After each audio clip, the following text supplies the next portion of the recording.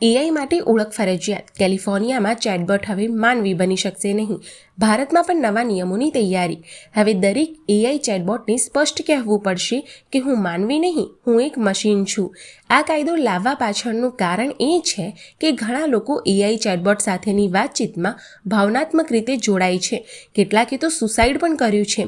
હવે ડેવલપર્સને દરેક વર્ષ એઆઈ ચેટબોટ્સના સુસાઇડ સંબંધિત રિપોર્ટ પણ આપવો પડશે.